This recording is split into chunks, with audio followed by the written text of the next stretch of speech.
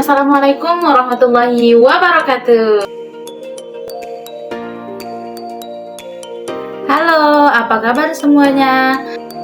Perkenalkan, nama saya Sakinah Lazawardia.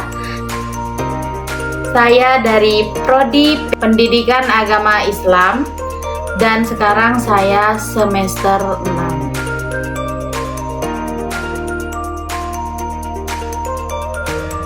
Yuk kita belajar bersama ya. Hari ini kita akan belajar tentang pengelolaan media pembelajaran. Materi pertama, kita akan mempelajari tentang pengelolaan media pembelajaran.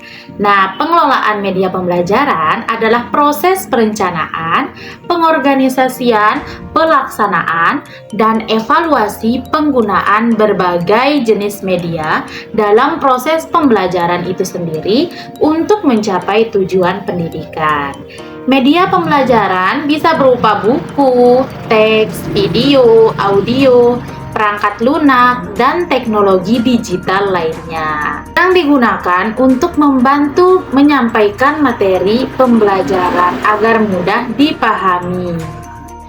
Pembahasan yang kedua ada tentang media pembelajaran kreatif.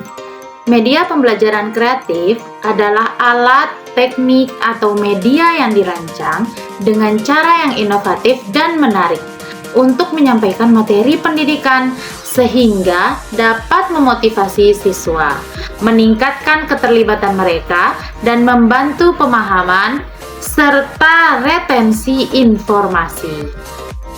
Ciri-ciri media pembelajaran yang kreatif meliputi yang pertama ada interaktif, yang kedua ada visual menarik, yang ketiga inovatif, yang keempat adaptif, yang kelima kontekstual, dan yang keenam kolaboratif.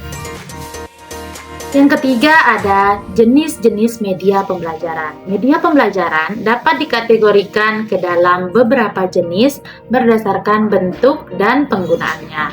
Nah, hari ini kita akan mempelajari jenis-jenis utama media pembelajaran. Yang pertama ada media visual. Nah, media visual ini contohnya adalah foto. Kemudian ada media audio. Nah, media audio ini contohnya adalah perekam suara atau radio. Yang ketiga ada media audio visual, di mana ini mengkombinasikan antara audio dengan visual. Dan contohnya adalah video.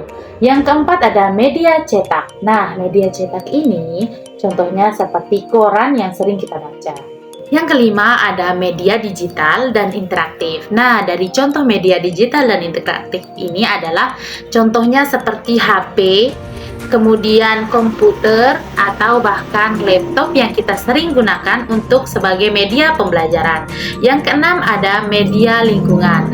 Nah, media lingkungan ini contohnya seperti botol yang didaur ulang. Nah, biasanya botol-botol digunakan sebagai media pembelajaran yang menarik untuk didaur ulang.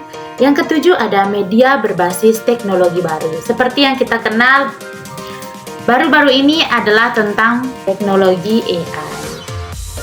Pembahasan kita yang keempat ada tentang fungsi media pembelajaran. Nah, media pembelajaran itu memiliki berbagai fungsi yang signifikan dalam proses pendidikan maupun proses pembelajaran. Kita akan mempelajari beberapa fungsi utama dan penggunaan media pembelajaran. Yang pertama ada menyampaikan informasi.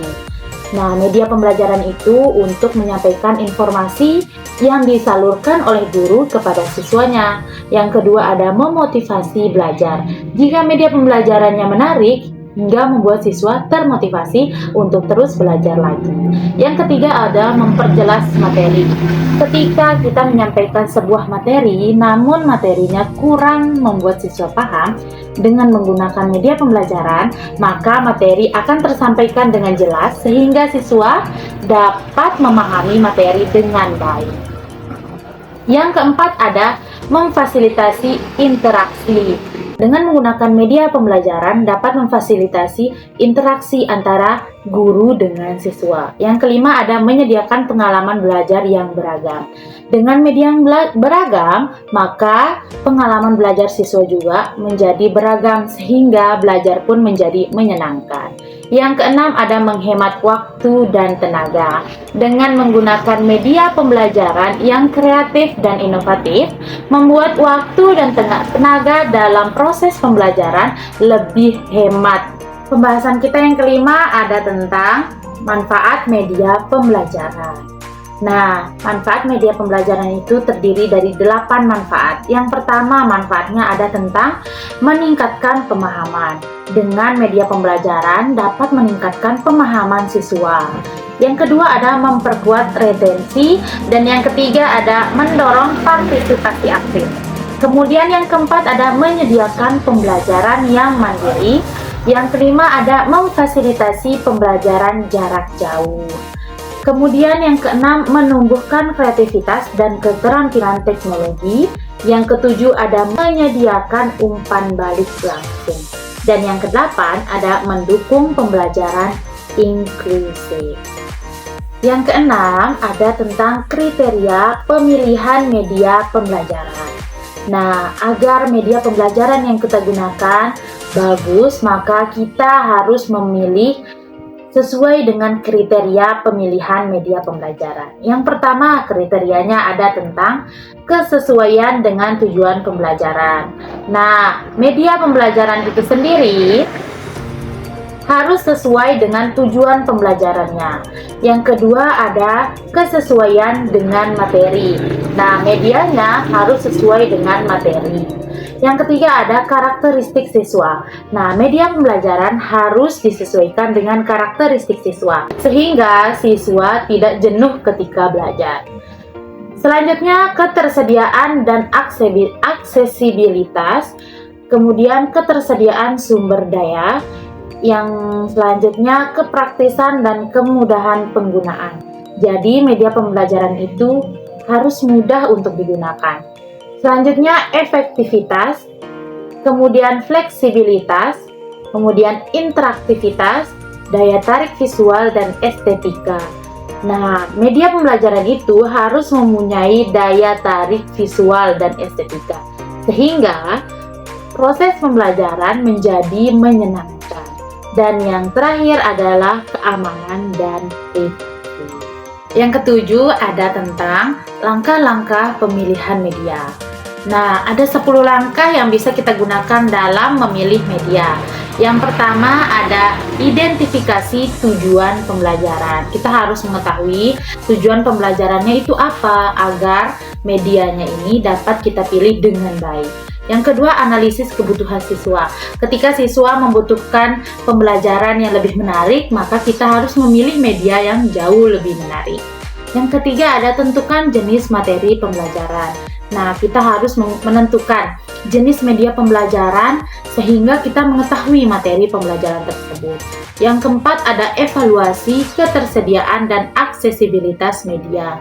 Nah, dengan kita mengetahui evaluasi dari media pembelajaran yang kita gunakan, maka ketika kita menggunakan media pembelajaran di hari berikutnya, maka media pembelajaran itu menjadi media yang sudah lebih baik dari media sebelumnya. Kemudian penilaian media yang relevan. Dan yang keenam, ada pilih media yang paling sesuai. Nah, kita harus menyesuaikan media yang kita gunakan sesuai dengan proses pembelajaran yang dibutuhkan di hari itu. Kemudian rencanakan penggunaan media. Nah, ketika kita memilih media, kita harus merencanakan bagaimana media itu besok akan digunakan dalam proses pembelajaran. Yang kedelapan ada uji coba dan pelatihan. Media yang kita sudah pilih harus diuji coba dan dipelatihankan agar ketika besok proses pembelajaran bisa berjalan dengan lancar. Yang kesembilan ada implementasi dalam pembelajaran.